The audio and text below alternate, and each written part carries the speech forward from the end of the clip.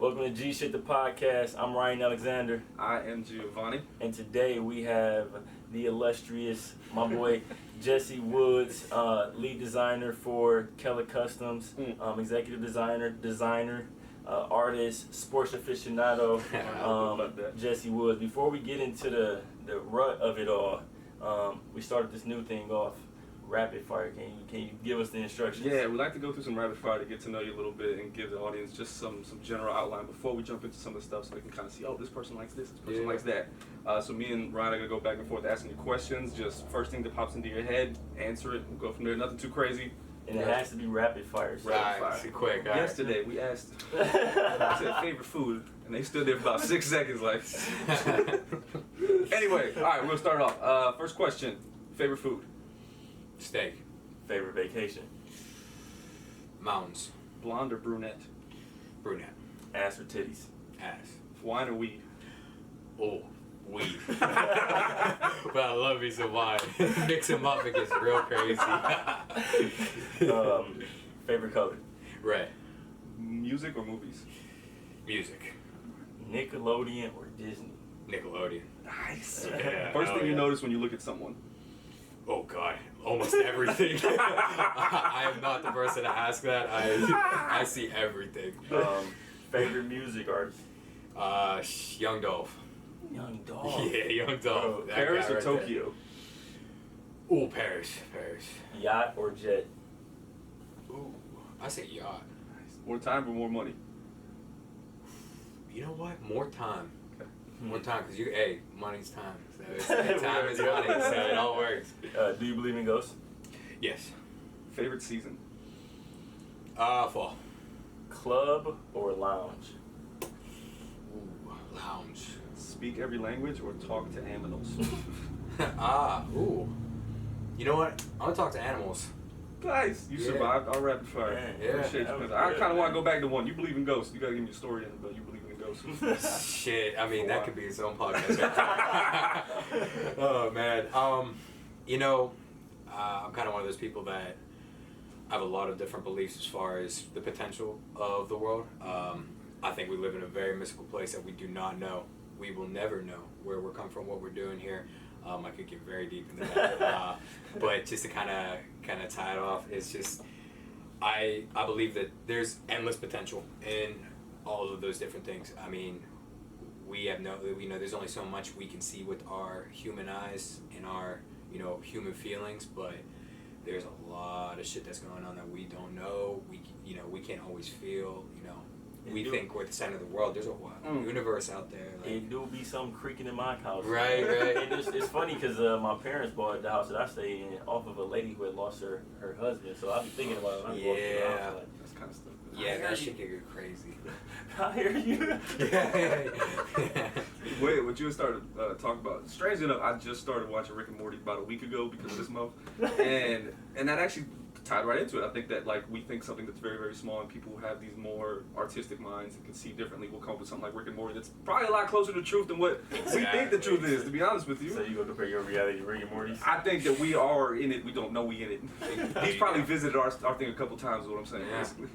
Yeah, I mean, it's like that one episode where he jumps into the battery of his machine, and he's like, and the guy's like, "What? You're like, all we are is battery," and then they jump down to the next one. It's like, "Oh, where are the battery of the battery?" Hey, that's my when thought. When he created a mini burst instead of the universe. Exactly, and it just keeps going and going. Yeah, like that was one of my for an favorite infinity, episodes.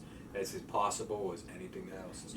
You talked a little bit about yourself. I think you didn't give up the people enough. You believe in ghosts. Tell us a little bit about yourself, man. So, just my general overview, like where you from? Okay. And it doesn't have to get too deep because there's a lot we got to tell you all about my boy Jesse. You got a lot to talk about. Yeah. I mean, this is pretty much the house I've lived in pretty much my whole life. I did live with my mom for a while too, but yeah, I grew up in this area, this North Hills. Not the most creative area, I'll tell you that. It's a lot, I was definitely kind of like the odd one out with the way I think and do my stuff, but I love that. I embrace it. You can kind of get that through my pieces. I try to really, push the limit with my work. Even the work that I do beyond what I got here today, it's been a lot of different stuff like that. So that's been, there's a lot to uncover with that. I mean, as far as like where my creative process comes, it comes a lot from, my mother and my father. My father's an artist.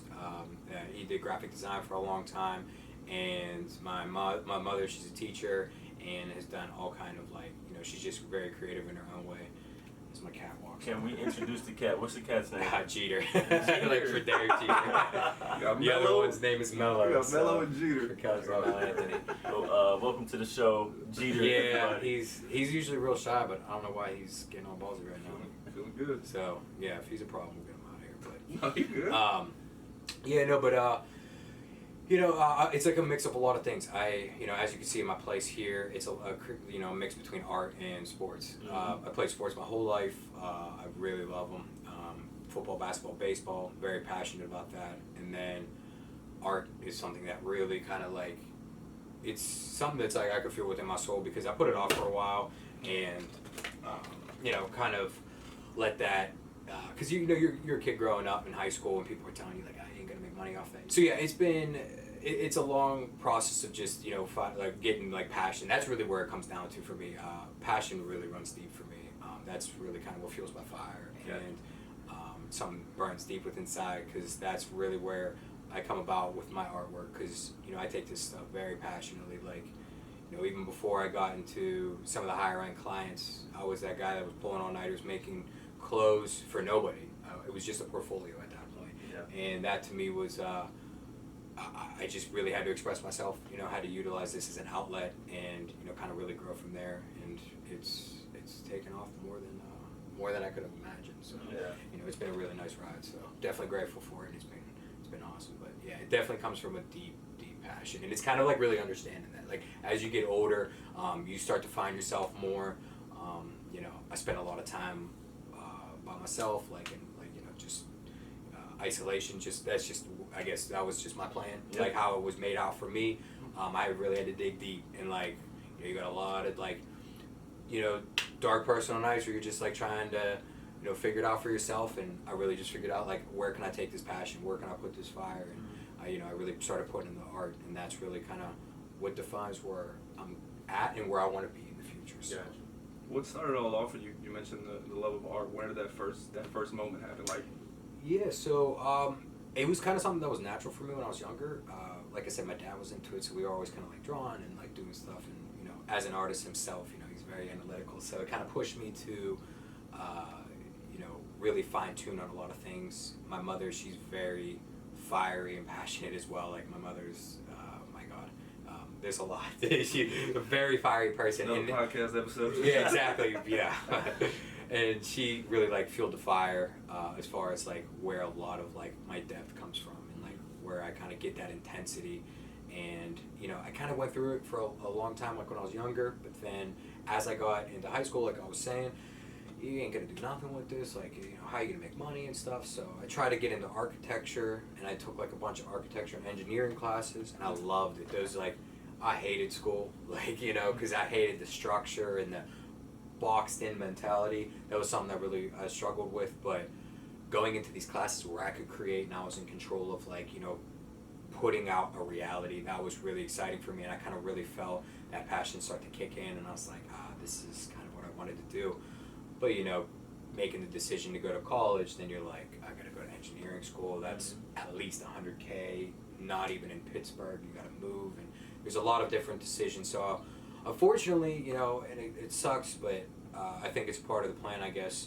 But I did kind of take the conventional route where I wanted to be smart about things.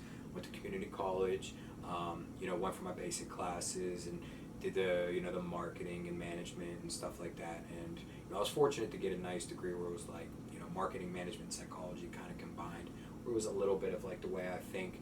But at the end of the day, I knew that there was something else burning, and then I was like, I gotta get this out. I love to create, I live for it. I love to share that experience. I love to create with other people, because you get to peel back those layers. And it's just, if there's some things that are for certain for why we're on this earth, creation, I think, is one of those potential reasons why we're here, if there's any at all, so I think that that's really important, because you could kind of feel that, and when you're doing it with somebody else as well too, it's just a unique dynamic and a connection that is powerful. So, you know, and I really had to find that within myself, because I was the only person that, like, that was in my circle, because I have a very, very, very small circle. Family and all, very small. Like, I'm about, like, 10 people in my life that I really deal with it. And that's immediate family and a couple, like, friends. And that's about it. So all of this really, like, I internalized it a lot, where I was like, I'm creating, and it's like, there's no other outlets. I don't have other creatives around me, so that was a struggle, but I was like, I gotta make it happen. I have to. There's no other way. Like, this is what will make me feel fulfilled. So, you know, it's something that's been in, I feel like, my blood for a long time. And I mean, you talk about the passion behind it. Seems like a lot of the things that you do, especially like now the art, and obviously now you put your art on shoes. Were you always a sneakerhead too, or where did that? Yeah, so that's That's one of the shoes you got on right now. right. Oh, Yeah. yeah. Shout out on Iverson. Let's get some kicks. Let's go. Make so mad, Right, man. let's do it. Yeah, so I first of all never like to give things titles like a sneakerhead, because I always feel like you get lumped in with like the hype beast and all that stuff. For sure. That's certainly not the way I flow, because I'm always one of those people. It's like, oh, this is what everybody else is doing. All right, I'm gonna do something different. You know, like I was the kid that went to the mall. I was like, okay, so this is like what everybody's wearing. I'm just gonna wear something else, like, and kind of pick my own style. So yeah, it started off at like when I was in high school. You know, you get like one pair of shoes, maybe 2 a year if you're lucky, you know, and like get to, you know, like go get to, yeah, and even one's a lot. So like, I mean, for some people it's like, you know, I'm definitely grateful to even have that. So, you know, we'd go and like we never went to the mall or nothing like the mainstream mall. It'd always be like some like outlet or something like that. And I would get the shoe and I would just keep it clean and take care of it. And I was just like, you know, I liked the shoe and I would always get something that was unique, that was different, and I wanted to keep it right. And then as I was going through high school, kids were like, oh, I'm gonna get rid of these shoes, these are beat on. And I was like, all right, like, let me take them, I'll buy them off you for $40, you know? So I buy them and I start cleaning them, and then it starts to reselling, and then we get to eBay, and it's like, that's when the storm really picked up. I pretty much started off with 5 pairs of shoes that I went into this with, and I turned that into over 75 pairs of shoes from my own collection, and then also like, you know, some money on eBay. So like, you know, I was able to turn these 5 pairs of shoes into a lot of different stuff, and then that's when the whole customizing came in, because I was painting on the shoes to, you know, to restore them, and I was sewing on them to restore them, and eventually I was like, what am I doing, like working with other people's shoes? Like, fuck it, I'll just do my own. You know, like I'll just start to paint my own shoes and put my own concepts on there and just use this as the base, and then that's kind of where that took off. So, you know, a lot of my shoes are vintage. Like, I'm obsessed with the old school shoes. Like, I'm definitely one of those people that, like, I want to know about the history of the shoe. Like, I'm a big Tinker Hatfield fan, the guy that creates all the Jordans, for people that don't know that. He's a very big influence on my life, because what I love about art is the depth and the perception of it. Like, I don't like it when it's just like, oh, I wanted to create this because somebody else likes it. I want you to create this because that's what's inside of you. Like, that's your passion coming out. And Tinker Hatfield has a story behind every pair. And when you see the Jordans and you see his or hear his story, ooh, you're like, oh, okay, I can see that. And that guy's got a very brilliant mind, the way he pulls in, because he actually was an architect too before, and that was something that I wanted to be when I was younger. And I always found myself as a kid going into buildings, looking around. Like, when you guys ask me, what do I see when I see somebody first? And I said everything, because it is, like, I will devour everything about, like, I just watch everything. Like, the way you move, the way you talk, the way, what you're wearing, you know, like, are you genuine, the tone of your voice, all that stuff. So, like, yeah.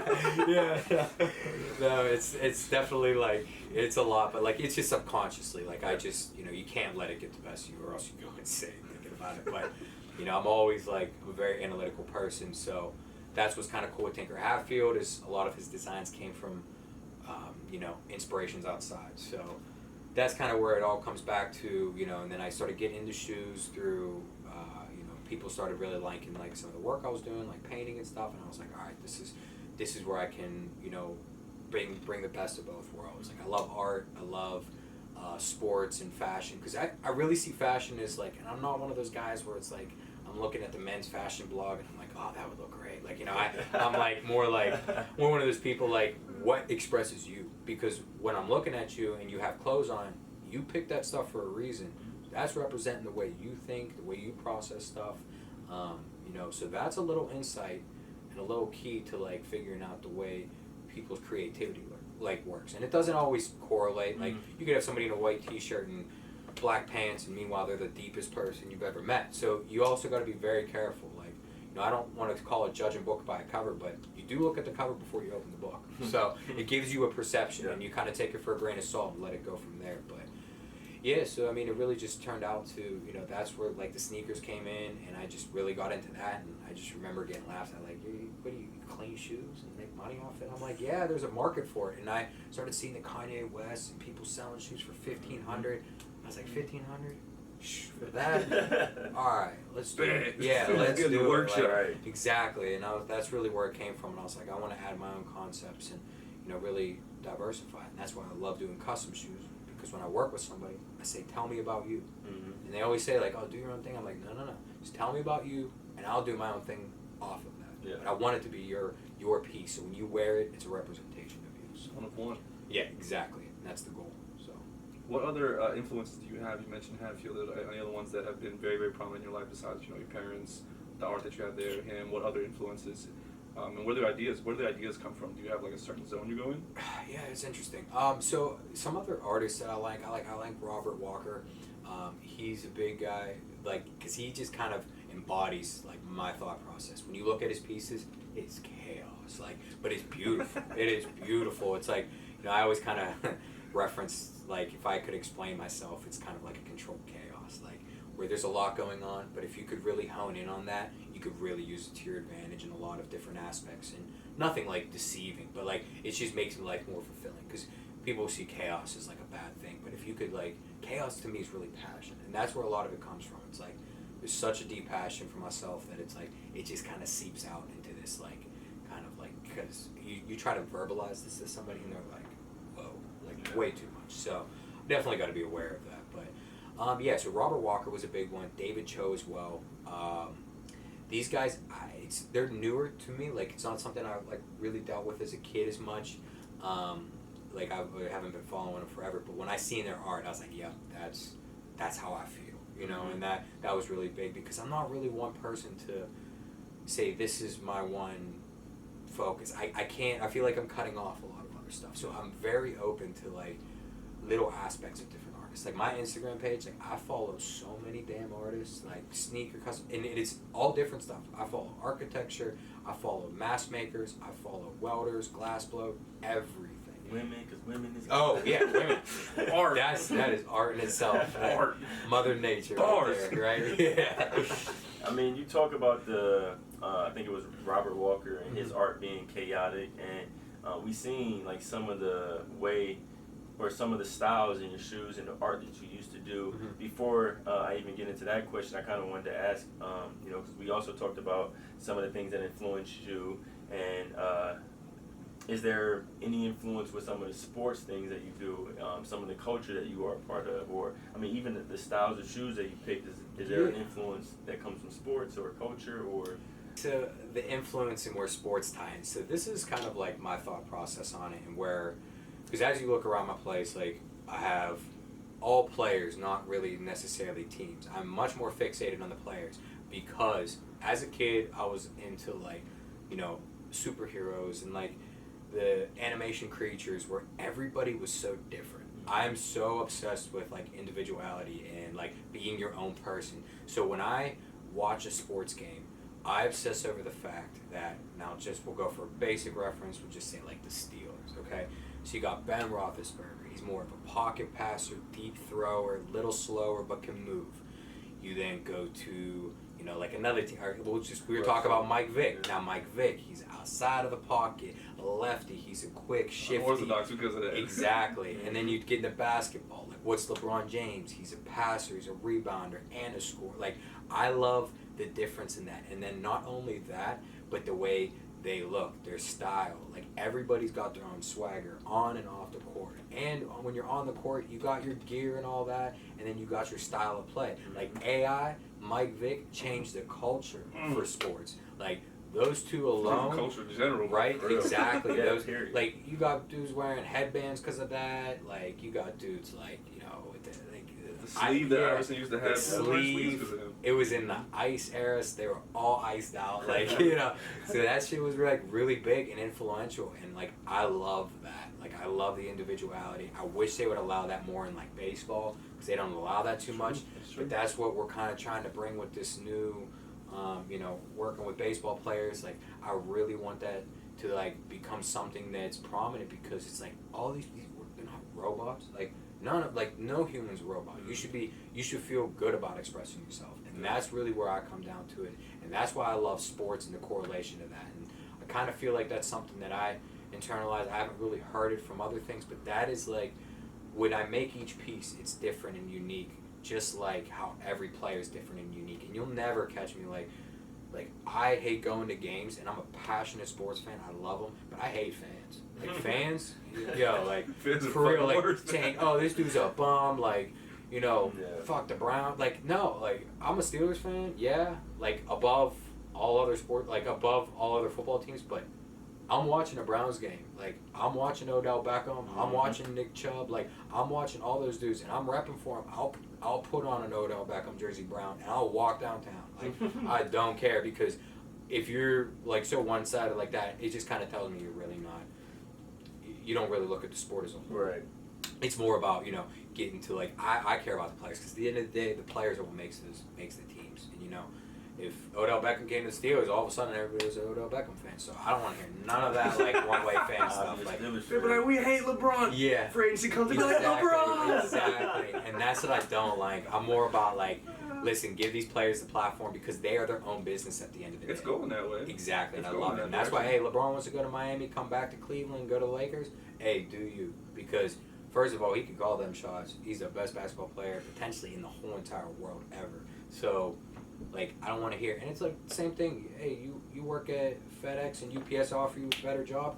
Guess where you're going? UPS. Like, don't be trying to tell me that you're not. Like, come on. Like, you know you're doing that. It's the same deal. I don't care they're working with more money. They just have a different, more unique skill. So, you know. Who do you think is doing it right? Like when you look at some of these people used to be mentioned, like Odell and stuff like that, from different sports. Who do you think does who think has that great style to them? Yeah, so I think it definitely varies. Like at the end of the day, everybody's a human, and they're gonna have their own flaws and get a little too into themselves or undercut themselves. I think, like, honestly, and I know it sounds cliche because he's the best in the world, but LeBron, if you look at what this dude came from, like being 16 years old, putting on magazines, and he's the next Jordan and the next king of sport, that's a lot of pressure. And look at where he is today. He's a good father. Man. Like, in my opinion, like they think that never him hear going, nothing. like the whole Heat thing, they think that's a slip up or whatever. That's it's such a weak statement. Like, how do you not slip since you're 16? You know, I'm a conspiracy theory. I know LeBron be getting ass from the side. I'm starting a conspiracy theory. I know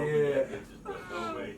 Hey, it is LeBron though, so like, I mean, but I really like the way he's carried himself. I think he's a role model for a lot of athletes, and I do listen to a lot of athlete-based podcasts, which I love the growth of that, where athletes are doing their own podcasts. Oh yeah, bro, that's just so great to hear, because like me, especially somebody that's so into like the individual, hearing them talk and like taking off that like, oh, you know, I came out here and played for my team today. Like, it's like, like that dude came across the field and I was like, I'm gonna hit this motherfucker. Like, you know, like that's what I want to hear, because that at the end of the day is like, that's what it is. Like, you know, you don't.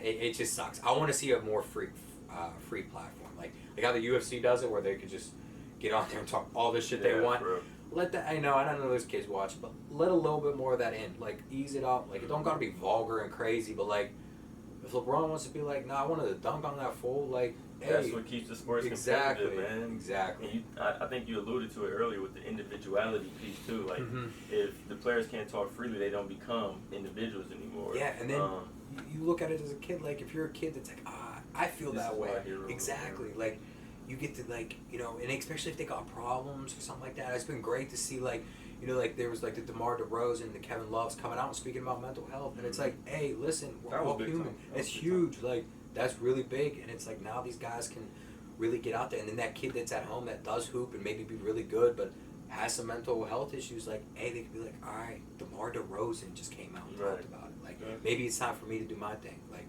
so that's good. I really like that. That's important. So. You know, sticking to the individuality thing just for a second, and we know that you customize more than just shoes. So before we go into, you know, everything else that you do, Do you have a favorite style of shoe? And we talked about, how you obviously, like, not teams or individuals. What about your shoes? And like, because you customize a lot of the canvas style shoes, but you wear sneakers too, right? Yeah, for sure. So like right now, I'm like really in the early process of just getting the main silhouettes out there, just to kind of put on display, like where we're going with this. This has just been like a little sneak peek of what we got. Like, as far as like for myself, like I really like the art of a shoe. Like, so for me to look at a shoe, like, one of my favorite Jordans is, and shoes in general, is the cliche Jordan 11. But when I look at the 11, there's such an art to it, and also hearing what went into it, that's a whole other story. Really like the 5s. That was like one of my first, I think the first retro I ever owned.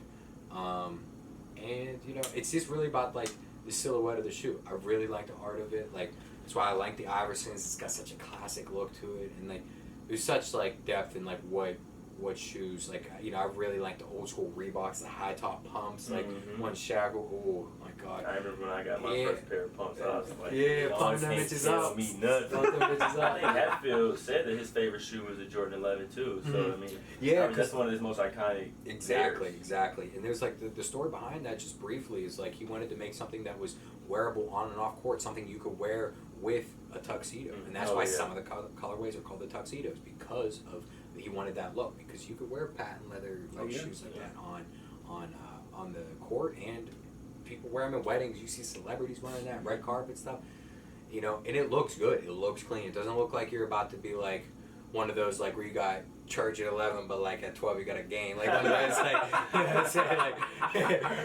it's not like one of those, but you could really like ball out in those. Like, you could really look good in like a tux or a suit and be wearing like Breads or like some Concords. Shit looks good. And that's a dope transition, because it's just fashion evolving over time. Exactly. And you have different eras and things like that, and I think that this era has been defined by more like out there-ness than ever before. I think like the 90s had like their period where like they were in the funky colors and everything like that, and that was really, really dope. And I think we're getting back to that, because fashion always evolves. So I think that's something that's really cool. Do you have a particular era that you really, really like when you talk about fashion? That's tough, because like shit, it'd be kind of funny. I mean, if I really got into it, what my real favorite, I love Victorian shit. Like Victorian, like very like old elbow school, pads, like royal shit. Royal shit, like shit kings would wear. Like hey, robes. If I ever get the chance to treat myself a little bit, like I know where I'll be going. So yeah, I'm into all that. Like that shit. Like, I know that's not traditional at all, but like there's an art form to it, and that's why I said I don't like to like associate like hype beast or sneakerhead, because a lot of people, and we know this, like a lot of people are like, oh, what, those are 1,500, let me get them.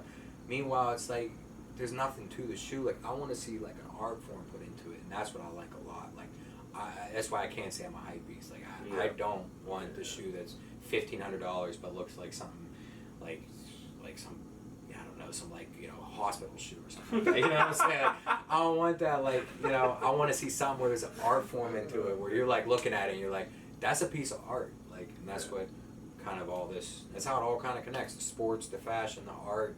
It's just this tornado of shit.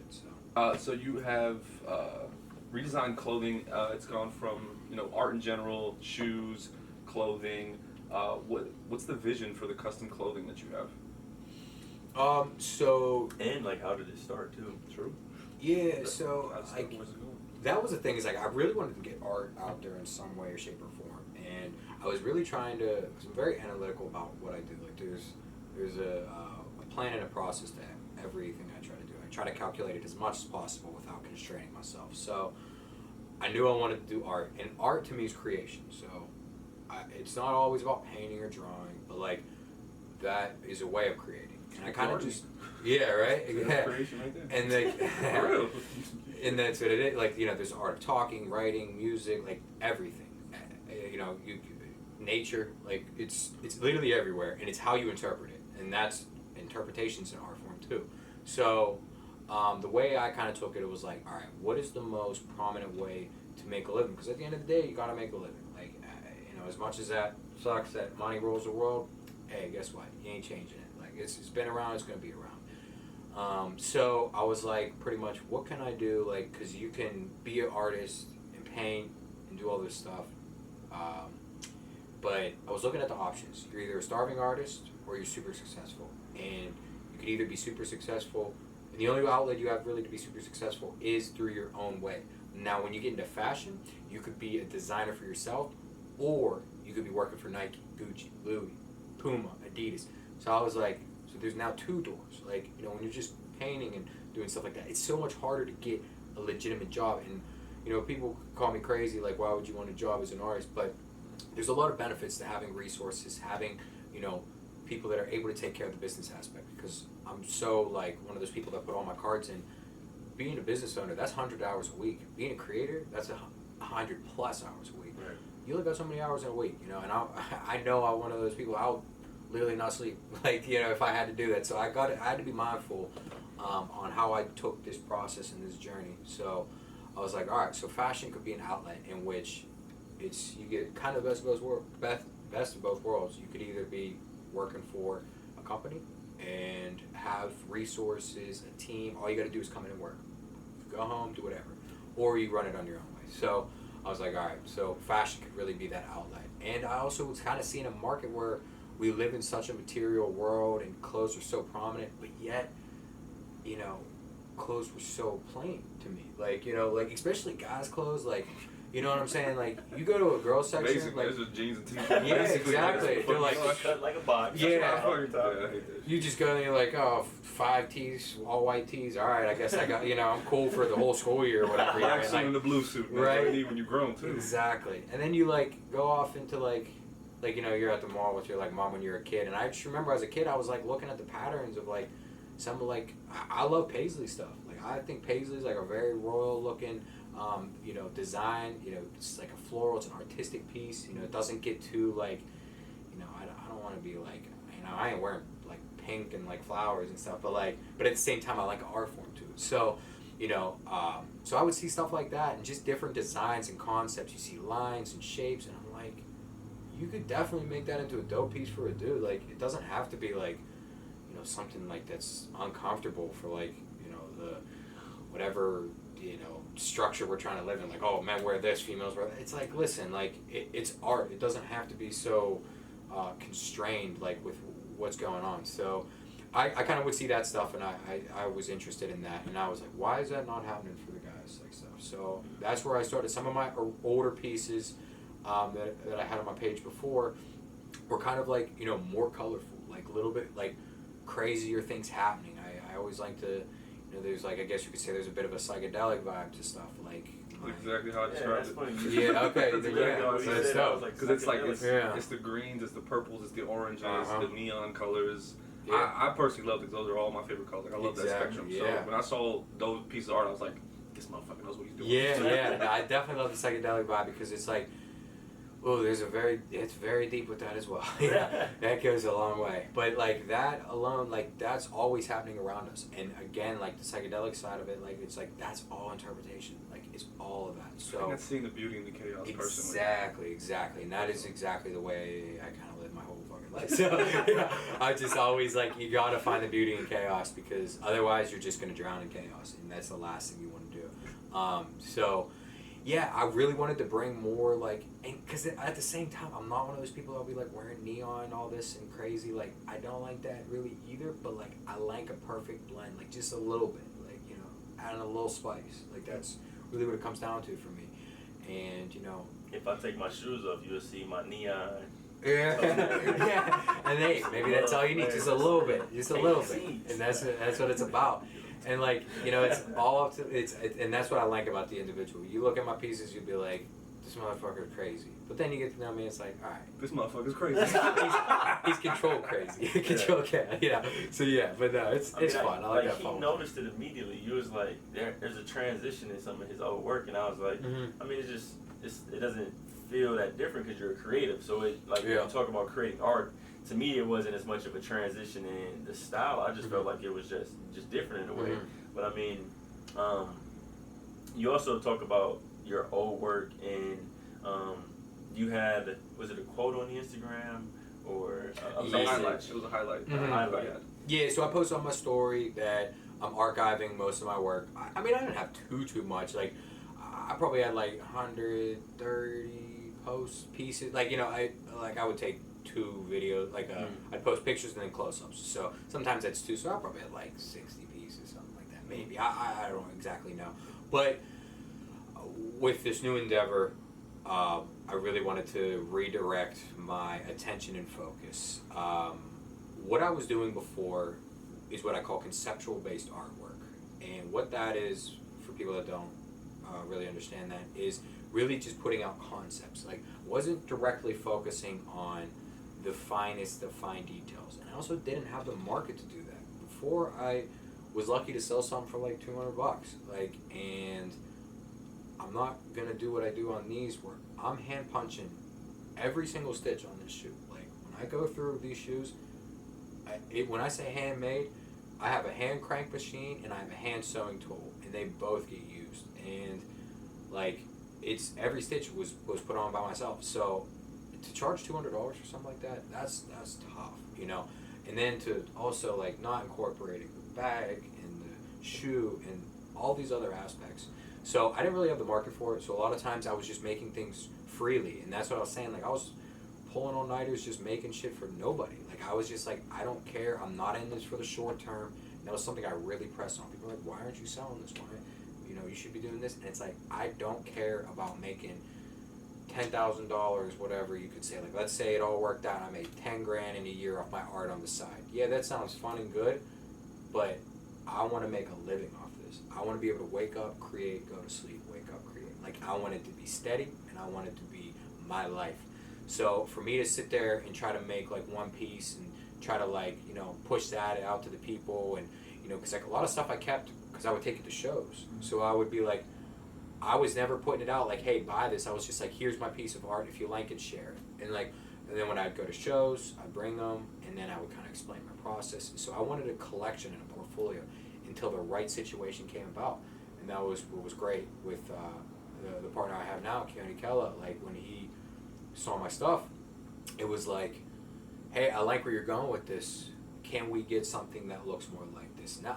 Mm-hmm. And I was like, bet. All I was looking for was that direction. I just wanted to, because as far as my options, I was willing to paint canvas, willing to learn and paint murals, willing to sew on shoes, willing to paint on shoes, like willing to paint or sew on t-shirts and pants and hat.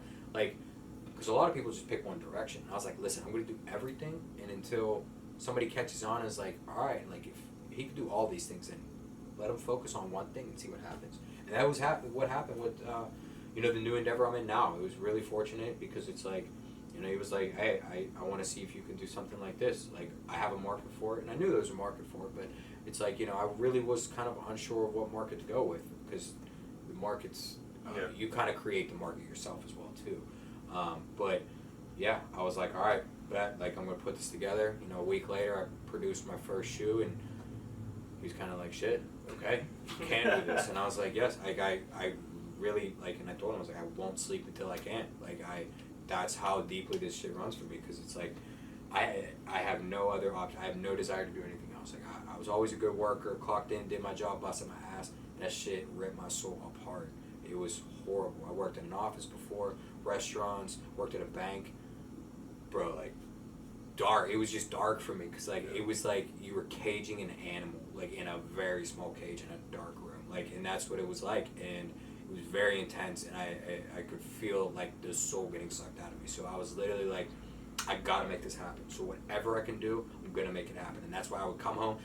Bro, I was at my one job, at my desk, taking calls and shit for, like, medication and shit. Like, I worked at UPMC. Under my desk, I was sewing by hand, like, in between calls. I'd sit there, and I'd be sewing, like, in between calls. On my lunch break, sewing at my desk. Like, painting, like, or I would prep for painting. So I would, like, do my drawings and, like, then take them home, and then I'd paint all night. And then I'd wake up, like, there was no stop. Like, I couldn't tell you the last time I really sat down and, like, was able to chill and watch a movie in the daytime. I guess before I go to sleep, I'll watch something maybe here and there, if it's not 5 or 6 in the morning when I'm going to sleep.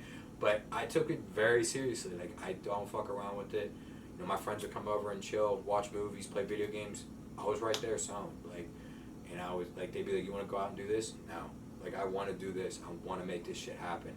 And it happened quicker than I did. I mean, I'm not saying I made it by any stretch. Like, until I'm, you know, really living off this. Generationally set off. Exactly. Then I'll kick back and kind of taste the fruits of the labor. Right now, I got a lot of shit left to do, but up to this point, it's been a ride. The people I've been able to work with, the shit that's happened in such a short span. I mean, this shit only really started popping off a month ago. I started doing this style of work about a month ago, and since then, it's been a ride. And I'm just like, I'm rolling off of it, and now it's like, I'm very focused and determined on what I want to do, and I'm just kind of like, all my cards are in. They already were when I was doing shit for nobody else, and now it's like, I just bought a whole other set of cards and I just threw those in too. Like, it's like, I'm ready for it. Like, I want this to be my living. Like, this is what I was meant to do, so. GShyt is also about the struggles of it, and you mentioned them a little bit, because people see the shoe, and then you're like, oh, all he did was make a shoe. That's it, you just stitched it on, and he made it. What, you know, talk about some of the struggles, if you can give a specific one where you were like, yo, this is my lowest point, and probably also your turning point, I'm assuming, as well. Like, can you talk about hitting that low and how you got over that? I think that's the best thing for the audience to hear. Yeah, it's interesting because, like, it wasn't ever a point where I was, like, putting out a bunch of stuff and then people started, like, getting my work.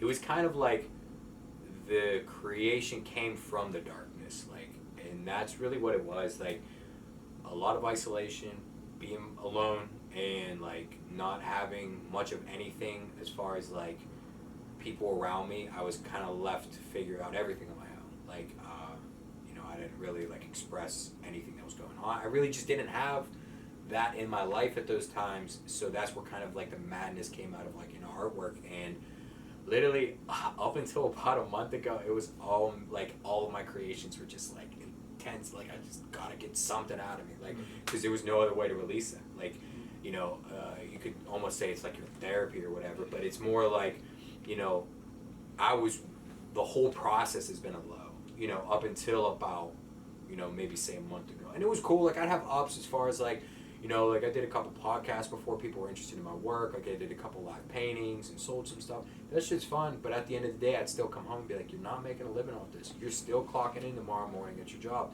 And that shit sucked. And, you know, there's always going to be a fire until, like we were saying, like, until it's that generational wealth where you're like, all right.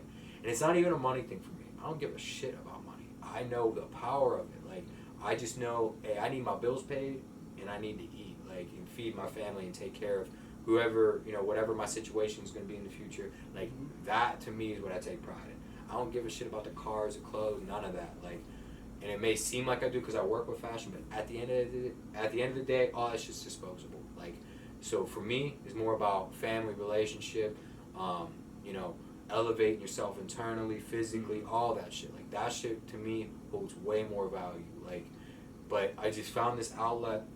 It's something I do enjoy. Like, yeah, you give me all the money in the world, of course I'm gonna look good and like have like nice things, but that shit doesn't, it's not important to me. Like, I want to make the money so I can live comfortably and like be able to put on for my family and like not have to be working until I'm 75. Like, I want to make enough money so I can retire early as fuck. Like, and so I could just be like, hey, now it's time to take care of my family and enjoy life, like, for the first time. Like, you know, really be able to go out and experience, like, really, like, everything's a little sweeter when you don't, like, think in the back of your head, like, oh, I gotta go home to my personal life, and then I gotta go home to wake up for work the next morning at a shit job, be bitched around. Like, people view that as normal, you know. Exactly. Until you don't have that every single day, and you're like, oh, I don't have to fucking do that. Exactly. When I clocked out of my last job, I said I never. That shit must have felt great, man. It was that the last greatest one. feeling. I never thought I'd do it. Yeah.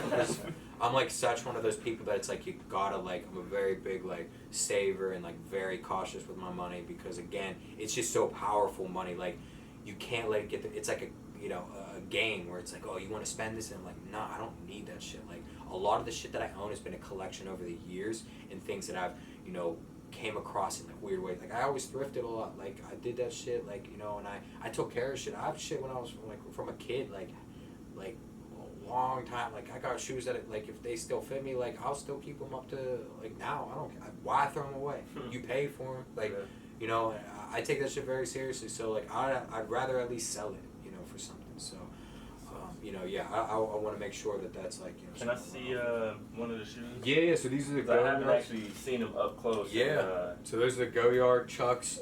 Ooh. That's you hand stitch all of these. everything. Yeah, all the trim, eyelets are custom, the tassels are custom, all of that. You mentioned that you were kind of putting out art and you were waiting for the right moment to really hit. What let you know that this was it? Like, what was it that sparked? You're like, you know what? I think this is the calling now. This is what I've been waiting for. Yeah, I mean, I definitely gotta like give my props to my boy Kella. I mean, like he really was just like this is the direction we're gonna go in, and I was like, all right, like this is what I was looking for, because like you can do all different types of things, and like I knew I had the support, like, and I was like, you know what, this is gonna be.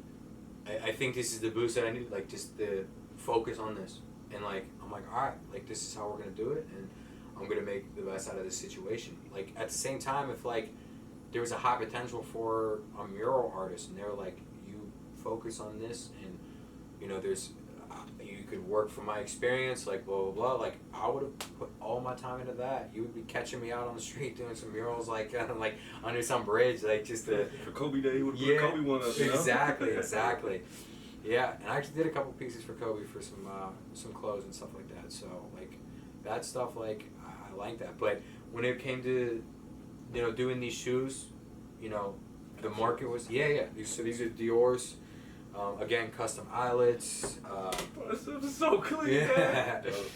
Custom eyelets, laces, all that, and I mean it's hand stitched with passion, I guess you could say, right? Like, These are clean. but yeah, I mean it's a process, and the thing is like all of this stuff that I do, I'm self-taught with it. I don't even know how, like, 'cause some of the stuff. Really? You can't self-teach yourself how to stitch. You see? Right, Yeah, you can't self-taught yourself. You got 42 holes in your thumb or something by now. Oh, listen, I have pictures of my fingers absolutely like filleted, because like because I hand stitch a lot of stuff, and I'm like putting my hand in the shoe, and you literally, like, to get it right, you have to feel that needle press your finger. So I put needles through my fingers, like all that, and like you be on them calls and shit, stitching underneath. Yeah. Not you, man. Yeah, We're good. exactly. Oh yeah, bleeding out my desk. I'm like, God damn it! And these needles are not small. Like these aren't little like linen needles. These are leather needles. These things go through your fingers. Like, so yeah. I mean, there's like people that do this stuff, but like to get it to where I wanted it, into the to get it as clean as it is. I had to like kind of find some different things, and there are little things. I follow hundreds of customizers, like hundreds. It's ridiculous. It's all I see on my feed. It's like custom shit, art, craziness. And I was like, all right, how can I improve on what I'm already seeing? And there's been You make some dope work, man. I appreciate that. I think we kind of mentioned it and talked about it a little earlier. Obviously, I told you take credit for your work, and we kind of. I don't want to say we breezed over it, but how did your partnership start? I don't know if we kind of dove into, how that came to be. How you became a lead designer. Yeah. So I mean, it was a crazy situation. Like, I'm very active on social media for business purposes. Like, I don't care about posting my shit so I can get like people be like, oh, your work's so cool. Like, that's great, but again, I want to make a living off this. Like, I need to make this be my outlet. This is what makes me fulfilled as a person. Like, I'm very passionate about it. So I'm always on social media, following everybody, tagging everybody. You look at some of the tags, I tag everybody. Like, and it's not like, again, I don't care if like Drake hits me up and he's like, yo, these shoes are so cool. Like, I want you to buy them so I can make a connection. Like, I want the connection, and like you go buy them. Yeah, right. And I appreciate all the support. Like, that's something I'm super grateful for. Like, that's been amazing. But like, at the end of the day, it's like it's useless if I'm just making stuff for fun and just throwing it off in the corner. Like, you gotta do something with it. So it was really dope. I linked up with Keller through Instagram. I clicked follow on his page, and he DM'd me and was like, I like your work. I like where you're going with it. But I'm looking for, if we really want to do this, like, let's clean it up. And I was like, bet. He saw your old work? Or? Mm-hmm. Yeah, and my old work. Now I look at my old work, bro, I want to throw that shit away. Like, I do. But, like, at the same time, it's like, that was, at that time, important. Like, that was the process. And I always knew I could do stuff like this. Like, I knew I could, but I also was kind of, like, skeptical on, like, do I want to be the guy that does the designer bags and shoes? Because I know other customizers were doing that, and I was like, I have to be my own person so much that it was tough. So, but when we started doing this, I was like, all right, I'm gonna have my own little twist. I don't see a lot of customizers doing the custom eyelets and the the little gold tassels and like just little details. There's little fine things that kind of separate things. Like I tuck a lot of stuff. Some customizers will just glue it, or they'll put stitches where you can see it. Most of my stuff is tucked at every place that it can be. And that took a lot of like trial and error. So like that was, I mean, Rob put together a shoe for hours and then deconstructed it and then put it back together and did it and like all night long until I got it and was satisfied with it. So there was a lot of like trial and tribulations with that, but now this is the direction we're going in. There's a promise for it. I really want to get my stuff in the hands of people that I used to watch growing up. Like I'm a big sports fan, love music, love all that, because it's an art form and we're all sharing that. And I want to be in that community of art, because like I said, I never had that community ever. Never had artists around me. Never.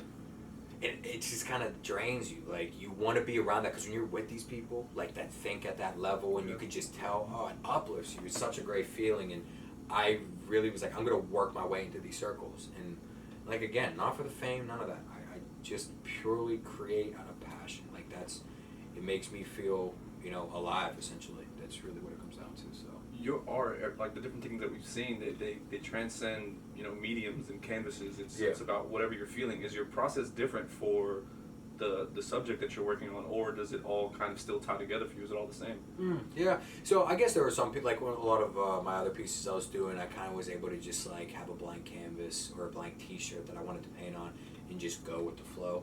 A lot of my work grows as I do it. Like I would have an intention with the process, and I'm like, this is how I'm going to do it, and by the end of it, I'm like, this is completely different. But that's the beauty of the process, and I really like that. This is a little bit more analyze and direct. Like I know what I want and I do get the product, but as I'm going through it though, at the same time there are little details where I'm like, ooh, I can make this look better by doing this, and I haven't seen this done yet, or I haven't, like there's just little things like and like I said, I can follow all these guys and I'm very up to date with what's going on, but there are little things where I'm like, ooh, he ain't even doing that, like what I'm saying, like alright, cool, like alright, so that's where I can kind of carve my own lane, and it takes little things, like eventually I want to get to the point where I can create my own shoe from scratch. Like that's the goal, and it's getting there. But this is right now where I can display, like I can make high-end designer fashion stuff that can get out to a lot of people. And then once that like reputation starts to flow in, and I'm able to more freely create, that's when it all happens, and it's more natural that way. And I love the process that I'm doing with this, because it's fun. Like that I get to be like using like. I'm literally taking like $1,000 bags and just chopping them up, like just like, oh, you see this, like cut it up, like and that's just been fun, and there's an art form, because like when I'm molding the shoe together with it, like as I'm doing it, like to get it tight and snug and everything to look right. It's not like, oh, just slap that bitch on there and you're good to go. No, it's like you gotta pull. I'm like. And I use the most unconventional tools all the time. Like I got like I go down to my dad's workshop. He's like a creative dude too. So like there's just a garage full of stuff. I'm using like pliers and wire cutters and like ice picks and like all this shit. Like, and it's like and it's like, what if you saw some of the tools I use? You'd be like, when do you use that? But it's like, you going skydiving? Yeah, but it works. Yeah, right. But I use all that stuff because each little piece like helps me out in a different way, so it's definitely a lot of fun. Like I like that process of it. So is that going to be the same vision for clothing, or? Yeah, so clothing is something I definitely want to get into, and that's gonna be something I work into. As of right now, my main focus is Keller Customs, getting the shoes. Shout out to you got Keller Couture coming. Keller Couture is gonna be all your clothing pieces and mainly your upper stuff. So. Like jackets and shirts, and he's got a nice lineup for that, and like that's gonna be dope. But when it comes down to when I get to the point where I can do that stuff for myself as well, like I got a lot of ideas, and like I said, I want to bring more of like I'm gonna bring that Royal Victorian fashion into a modern day sense. Like I ain't gonna be wearing fuck out of yeah, I ain't gonna be wearing like this shoulder pads and all, like we ain't gonna get too crazy, but like the thing is, you're gonna see it and be like, that's different, like that. Like some of the designs that I've like kind of, I have a couple sketches, nothing crazy, but what's in my head, like if I could put that to life, like I gotta put it to life. Exactly. Yeah, I like that. And when that happens, like that's what's gonna be fun, because I got some ideas for it without it being, like I said, like I know I don't want to be looking like a fool. Like, so it's gonna be modern, it's gonna be up to date, but at the same time, it's gonna be some shit you've never seen. And like, cause I'm very much into like the silks, the leathers, the suede, velvet, like buckles. But if you do, there's too much, and then there's just enough. So I'm trying to hit that medium with it, and that's gonna be fun, you know. So when it gets to that point, we'll see what happens. But as of right now, it's like I'm focusing on. There's really craftsmanship right now, and that's been my challenge with this. It's like, can you outcraft, you know, what's on the market or what you think you can and can't do? So I was like, bet. Just like, pushing yourself every yeah, day. exactly. So every pair I'm doing, like all of the shoes that I put out on my page right now, that starts with the black Vans up to the pair I just posted for Rick Ross, like that right there, like all those shoes are the very first ones I've ever done, like in this style. Like I've done shoes before, I've done sewing on shoes, but they look like shit compared to what it is now. Those were the very first trial and errors, and it's like the black Gucci Vans on there, very first pair I ever did like that. And yeah, I mean, I was excited when I was done because you kind of impress yourself a little bit. You're like, shit, okay, I can do it. Like, you know, and I know people are out there selling this for big money, and it's like, all right, so is this how I'm going to be able to create my lane and make my name for myself? So now it's like my challenge was how well can you craft? So that's some dope stuff. What was your reaction? Like, were you like, this ain't real? Was that like your first reaction? Yeah, I'm like I said, I'm in bed, half asleep. Yeah. Because I'm going to sleep. I went to sleep that morning at 7 a.m. Like that's when I went to bed, and I woke up at 9 to post my shoes, the Goyard ones. These ones right here. Yeah. These are the ones he saw. I woke up at 9 in the morning because I got to post early. So I was like, all right, I'm gonna wake up at 9 and then go to sleep, try to get some sleep. Yeah. And I posted them at 9, and like, you know, phone dings off a little bit, and you kind of roll over and you like look at it, and I'm like, rich forever. I'm like, rich forever. Rich forever. I was like, nah. It's like, all right, let's see. It's like it's gonna be like rich forever, like underscore XXX or something, and it's gonna be some like 44489. Yeah, some kid with like 3 followers and post Rick Ross eating pears or something. And I'm like, yeah, and I'm just sitting there like, all right, like what the hell is this? And I see it, and he respond because I tagged him on my page. I have my page and then the Keller Customs page. Yeah. And he responded on my page, and I was like, he liked it. You would tag him on it? I just tagged him, just like for no reason. Like sometimes you do like Travis Scott. Yeah, exactly. Just tagging people, and some people. You never know people. You never fucking know. Some people respond, and like some don't, but like, or first of all, most don't. Like 99.9%. And obviously, when I'm typing in Rick Ross's name, I'm just laughing at myself. You really think he's on there back? And it's like who do you think you are? Like, and I'm like. I just tagged it, and then I literally like, you know, kind of wake up from this like 1.5, 2 hours of sleep and just see Rich Forever, and I'm like, what the fuck? And then I see he's like liking it on my personal page, commenting it, then going on Keller Customs, commenting it, and then messaging me, and I see Rich Forever, and I'm like, this ain't him. I know it's not. Like, quit playing with me. I click on his page. I'm like, 11.5 million followers. I think that's him. So, you know, and then I was like, holy shit, he was just like, yo. And I was like, what the fuck's good? What do you want? Like, what do we get? How can I help you today, yes, sir? What would you like? I was like, no, this is on. Like, the legend was good. Like, listen to you since I was in high school, like, forever. Like, generational, like, success, like, just always working, grinding, all of that shit. I respect it. I always respect the hustle. Like, people that get up to that level in life, man, you're working. Like, you're really working. And I saw that, and I was like, for him to reach out to me, like, he's some random ass kid from Pittsburgh. It's I'm affirmation like, that you made the right decision, man. And I was geeked about it. So, you know, he respected the work and was like, I need a pair of Goyards and Louis. And I was like, listen, I got Louis right now. I'm going to start working on them bitches now. Like, I was like, I'll get them out to you. You know, by Monday. Like, he hit me up Saturday. I was like, Monday, you'll get them. Like, so I ended up sending them out. Like, was it Monday or Tuesday? And you know, you should be getting them shortly. And I'm excited to hear back. But like, once that happened, I was like, damn, like this is really that crazy. I was not expecting that. And then I posted them today, saying like, yo, these are the Rick Ross's shoes, and comments on me, post them on the story. I'm like, man, this is like, he's a fucking real one. Like, you don't do this shit. Like, I got my own friends that ain't posting my shit. Like, damn, dog, we got Rick Ross. Like, dude's got more important shit to do, but like, posting my shit. And I'm like, damn, like, I'm pretty sure the day he messaged me, he was just on ESPN talking. I'm like, you know, that dude's like, all right, I was on like my show, so let me go like relax in the pool or something. Like, what do you do when you got that much money? Like, not hit up some like random kid from like, you know, Pittsburgh. And the fact that he did it, I was so grateful, and like that just really goes to show. That's like, shout out to him for that.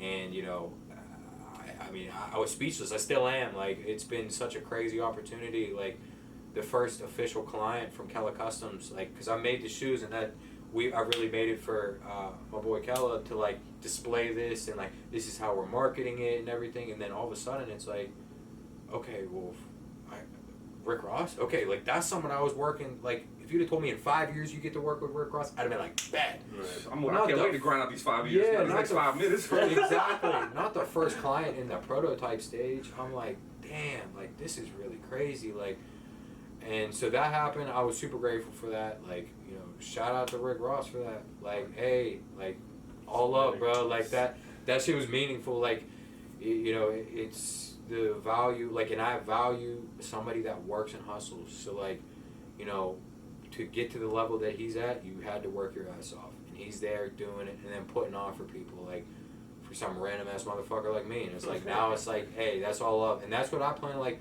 that's my goal with my stuff. Like I said, I'm not really infatuated about money and all that stuff. Like, it's more about the connections, like the more holistic approach to shit. Like, so like, if I could ever help somebody out with this, like, you know, once I'm able to take care of the things that I need to take care of in my life, like, and also on the way too, but like, I'm gonna do what I can. Like, I've you know, I've scheduled for like a little thing where I can kind of, from my understanding, I'm gonna be able to share with kids like kind of my story and how they can kind of get into a way. And I love that idea because it all started off hustling shit on eBay. Like, hey, and you don't even have to be making shoes. You could make a damn good living off eBay, like just buying and selling shit, Etsy's and shit like that. Like, there's so much opportunity in 2020, and like, hey, in this Rona season, for real, like, really put out like, who's a real hustler? Because it's like, can you make money when there's no money to be made? And like, that shit was like, for the people that like really put on during that time, hey, that's props to you, because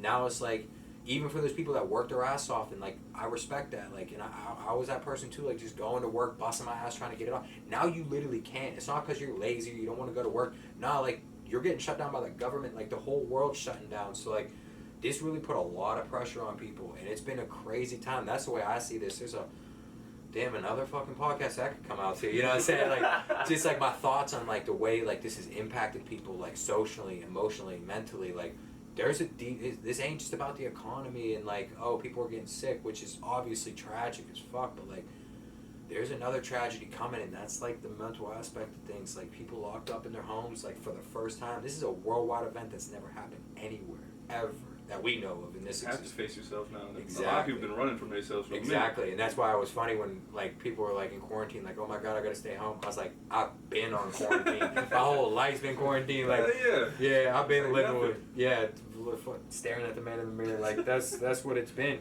But so when that shit came around, it was actually funny because I was just like, oh, I got more time to work on my shoes. I was like, bet, because I had a couple orders around that time. I was like, we're good. 2 months shut down, bet, I got some work to do. So that was a nice little thing. But no, but shout out to the, you know, like the people that have supported in this this journey and all that, because I respect it. I mean, if you're somebody that's posted my stuff before, I mean, it's been a little crazier now. It's been hard to reach out to everybody, but like before, I mean, you post my stuff and I see it, I appreciate it. Thank you. Every time. And it'd be the same, like sometimes it'd be the same person. And I'm thanking them every time. Like, you get like 50 thank yous from me. But because I'm so grateful for it, because like I said, like some of the people I work closer with don't share it and like don't care. Like, you know, I'm out here busting my ass and it's kind of like, he's just doing his thing and it's whatever. And it's like, no, like I bleed this shit. Like, this is really something I take seriously. Like, I want this to happen. So I appreciate it, anybody that's supporting me through this. And like I said, I ain't make it yet, but it's getting nice. So, it's getting fun. It's getting more interesting, and that's really what it comes down to. So, you know, and I'm pedal to the floor now. Like, I'm ready. So cool, awesome, man. GShyt, bro. I think you just took us down a nice little lane. Just give us, I guess, your vision for what's next. You kind of mentioned, you know, wanting to obviously have your own shoe, your own designs and stuff like that. Warehouse you were telling us about earlier too. Yeah. Which like definitively You know, in the next 5 years, you know, I'm gonna be like, what's next for you? Yeah, God, I can't even think of like what the next. We're gonna hold you to it 5 too. days It's we're recorded. gonna do. It's been crazy. Every day's been like a blessing for real. Like I'm so grateful for it. But next 5 years, you know, I do want to be like running my own shows with like create my own shoes, create my own clothing, and being able to have the power to like wake up and do this like how it's been, because this is new to me. Like I've only been doing like the wake up and do customs all day every day for the past month or so. Usually it was work in the beginning of the day and then clothes all night and shoes all night, but now it's been like this has been my full-time job. And first of all, in the next 5 years, the very first thing is continued and sustained success, for whatever you want to call that. I'll put that in quotes. And just being able to just have sustainability and like have money in my pocket just to where I can pay my bills, eat and have a roof over my head. As long as I got that, we're good right now. But for the next 5 years, like I really want to continue to have that and let that continue to grow. I want to continue to work with high-end clients because you know, I think that's not to put off like, you know, somebody that's not a high-end, and I want to make that very clear as well too. The only reason why high-end clients are such a draw to me is because it's like that's where you could really expose to yourself on a worldwide level, where you can reach out to everybody else. Like, you know, it's cool to like work with people now, like maybe some people I know or whatever, but like I really want to I want to be able to put on for some kid that lives somewhere like, you know, anywhere, like somewhere like, you know, like Indonesia. Yeah, Indonesia, like I don't, literally anywhere. I don't want it to just be like in my area.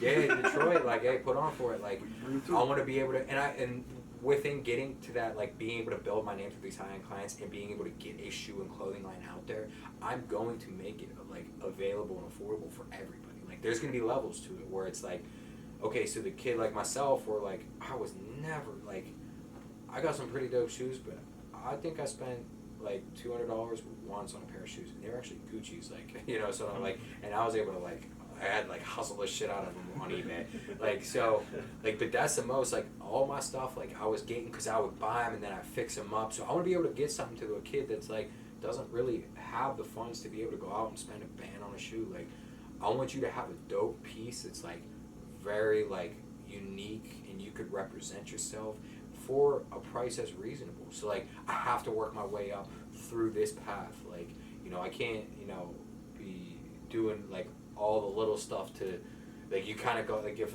more people at the Stas or Rick Ross want to hit me up, that's gonna just be able to give me a platform to give back to everybody else that I want to. And that's my main goal with this. Like, dude, yeah, don't get too big too fast. I got these Yeezys that I've been sitting on for a little bit too long. We need to customize. They need it back to life. Right, yeah, and that's where it started, because like everybody needed that. Like, you need your shoes fixed eventually at one point in time. Like, they're gonna get dirty, so, and that's where it started off. But like, that's what I wanna, you know, I wanna be able to go to events where it's like, now I don't gotta worry about like people just copying my, like, you know, some style and like stealing my stuff. I wanna be able to be like, all right, I did what I need to do. I've made the money. I got what I need. Now, for that kid out there that's looking for a way out, that was in the same position as me, is just trying to, like, dying internally from jobs, and like, you know, not being alone, and like not having any of that. It sucks. Like, it sucks to wake up, go to work, come home, wake up, go to work, come home. Like, it's just like this tragic cycle, and a lot of people fall victim to it, and it's a dark place, and it sucks. And especially when like, and like a lot of people live for the weekends. I wasn't doing that. I wasn't out partying and stuff. Like, I didn't have any, like, I didn't have people around me that did that. So I was like, how can I not go insane? So I was like, I would work. Like, I would just work. Weekends come around, Saturday through Sunday, if I'm off, I was working every minute of that time. So I want to be able to put that out there for the people, be able to just kind of out, blueprint my process and just, you know, say, this is a way out. This is a way to do things. And with not much. Like, if you got a phone, which most people do now, have a phone, and you could start off with one pair of shoes, or you just start cleaning your homie's shoes. Like, you know, you just go out and you're like, hey, you need those done, $20, I'll clean them up, you know.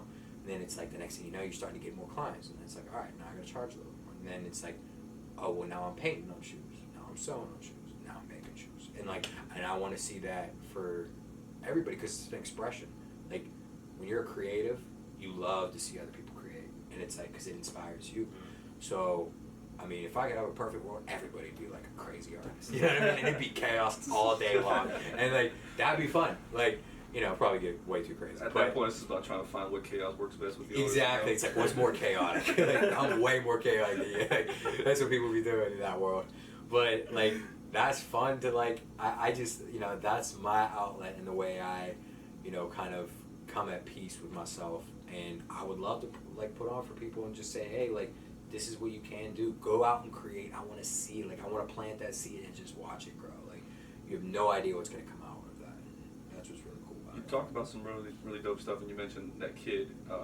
GShyt's whole purpose is about passing that on. Like when you say, when you're talking to somebody, you go, no, Yeah. GShyt. You tell them, you know, something that's really real. What would you tell that kid right now who's potentially watching this now? Like, I don't, you know, I am in that spot that you were in. Maybe I need some help. Like, what's some words that you would give that type? Yeah, first of all, for the best you possibly can, make amends and peace with the man in the mirror or woman in the mirror, whatever. Like, you know, man in the mirror is just an expression. Like, so that person in the mirror, make amends with them to the best you possibly can. All right, like that. It's not gonna be perfect. You're not gonna be like, go say your like affirmation to yourself, and it's like, oh, I'm better. Like, nah, it don't work like that. I wish it did, but it don't. Start to figure that out first.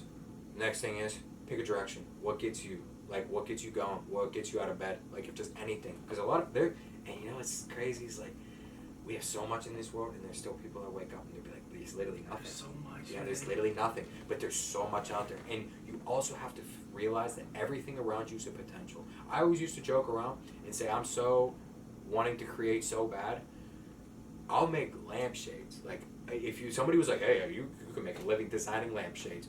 Bet I'm gonna be in there doing that because it's the dopest lampshade you ever saw. Exactly, because my thing was creating. I simplified it. Like, I like creating. So what's that mean? I'm willing to create anything because I've created so much stuff through high school and like the engineering classes and architecture classes, just random stuff, like stuff that you're like, what the hell? And then it's like, but then that diversity in the thought process is just able to mold into such a bigger thing in the future, and that to me is really important. So yeah, first of all, try to work on yourself first, because that's where it gets crazy. Like, even at your highest of highs, like, you're always gonna be faced with the person inside you. So you definitely gotta like do your best. Like, mental health is very important. I don't like it when people play over that stuff, and I'm not somebody to sit down and open up. I'm the person that bottled it up, so I know how crazy it could get when you're just like, that meter fills and it blows up and then it like fills up again. You know, so it goes through these processes. But like, if you could know when you're getting to that point and control it to a way where it's like, I'm gonna put all this energy into sports, art, you know, there's so many different music, like, right? yeah, because those topics branch off into so many different things. Like, you say art, that's music, writing, cooking, like everything could be an art form. It doesn't, there's no Whatever limitation. your craft is. Exactly, sports is an art form. Like, it's just, you could, I mean, the way I look at life is like, art is literally like where everything comes from. Like, you even look at money, there's an art on money. Oh, absolutely. Like, you know, there's an art of making money. Like, you know, give me an example. There's an art form to it. So, you know, really find out what gets you excited. Like, what makes that like little fire inside of you kick, and then fuel it. Like, get that out there as much as possible. And the inevitable aspect of it is work your ass off. Like, there's no beating it. Like I said, I spent many nights making shit for nobody. Like, posting it, not saying buy this. Nobody was hitting me up. I was getting 10 likes, 13 likes, and then today was like the most likes I've ever got on a post because Rick Ross reposted it. So it's like, and that's beautiful. I'm so grateful for it. I can't even believe it. But like, if you'd have told me, like, when I first started this, like, oh, a month from now you're gonna be doing this, I'd have been like, shut the hell up. Like, get the fuck out of my face. Like, I don't want to hear none of that. I'm like, good at stitching. yeah, exactly. Yeah, and I that's because I'm super self like like I see my shit and I'm like, yeah, I see it. I'm like, ugh. Like, you son of a bitch. But other people appreciate it, and it's cool. But like, you know, it just takes work. You gotta practice your ass off. And I did a little bit of everything. That's debatable. I could see where somebody would say focus on one thing and just go all in. But my thought process was, content and getting as much out as possible. That could get a little crazy. I was very fortunate to find the situation I did, because somebody could look at my stuff and be like, kid's too sloppy, don't like any of it. Yeah. But my thought process, and I guess this is the weird dynamic of the world, my thought process was like, I want to put something out, everything out there, and when the right person sees it, they're gonna get my vision. Like, I'm a creative. I think to put my thought process into one piece or one direction, that's impossible. Like my mind goes all day, like with all day about everything. It's just constant subconscious flow. Like it's just going and it don't stop. But that's why I put that in all my pieces, because I'd be doing a piece and thinking about the next 6 pieces, and I'm like, God damn it! Like let's get this, let's get this shit going so I can do the next one. And because there were so many ideas, and it's like, my main goal originally was this for a company to see it, because not a lot of personal people see it. There's like usually like a specific creative, I don't even know what you call them, a creative like headhunter, if you want to say, like where they're like, it's like somebody's finding talent. The talent, yeah, exactly. So like, and somebody that could just kind of pick those things out there, and it was dope. Kelly was like, yeah, I like where you're going with this. So that was really cool. But like, I got fortunate. So my point is like, it's kind of a fine line between like, do you do everything or do you focus on one thing? You make that decision for yourself, because that's going to be really important as far as what you do. But don't like, if you start doing one thing and you're like, this really ain't it, go jump into the next thing. And then keep everything. Document everything. Even when it sucks and it's awful. It does not matter. Like, I was joking, like, I want to throw my old stuff away, but like, I'll probably keep that shit forever. Honestly, someday, I'll keep it in a box, like, and just look at it and laugh at it. I'll roast myself every time. Be like, you dumb. Me and Ryan was looking back at like our first clips. We're like, damn, we fucking suck. Yeah. Like, And that's why couldn't we hilarious get to the watch fucking now. lighting right? Damn it, man. Like, Right. dumb shit. Oh my God, yeah, everything. But if you It's don't like, go through that, you don't know. exactly, that's the trials and tribulations. When you get ready to roast your work, just invite us. We'll help. Yeah, be like, check this shit out. Like, Like, put the chupacabra yeah, I made this trash. Like, yeah, like, exactly. So like, that's just it's fun now. And honestly, there's an art to the process. So there you go. Like fucking everything. Like everything's artistic. So, and that's the thing. We live in 2020. This is the time of opportunity. Like, I get the Corona thing. That did shake some shit up. Ain't gonna lie. Yeah. Nobody was expecting that. Yeah. But with that being said, pressure makes diamonds. So when that pressure gets applied, how are you gonna handle it? You gonna break, or are you gonna continue to mold yourself? And like I said, I'm not a diamond yet. We're getting there. I'm gonna work until it happens, but got a lot of shit left to do. And it's like no sleep until it happens. So like, that's really the mentality with it. I got a lot of shit to do, and that's another thing I would tell people as well. Like, stay humble as much as possible. Like, be so thankful, because I'm one of those people that like, life is a hand of cards. You draw one card, you're born. Okay. The next card, you're born in America. Boom. Next card, you're born in and like this family, or you're born in poverty, or you're born in a rich. Everything's just a card. It's just to be born right now. It's so rare. It's just such a rare thing and people don't even sit back and appreciate just that, being alive and born in the situation right now. Yeah, life sucks sometimes. It really does. I will tell you that. Absolute. That is certainty. But to be here, and for me not to be, born into a horrible situation like you gotta count your blessings. Exactly. Sure, like life wasn't perfect, but it certainly could have been worse. It certainly could have been. Everybody else, somebody else in the world either has it better or worse than you. So don't. It's a never-ending cycle. GShyt. Yeah. Can you give the people your, where they can find you, social media platforms? Yeah, so a lot of my stuff's pretty much the same for my personal stuff, and which my personal stuff is all art. It's like I translate the business account with my personal account. So Instagram, Twitter, and so that's Jesse Woods 2521. That's JESSE WOODS 2521. That's on Instagram. That's on Twitter. Definitely use Instagram the most. And then the business page is Kella Customs. That's KELA KUSTOMS.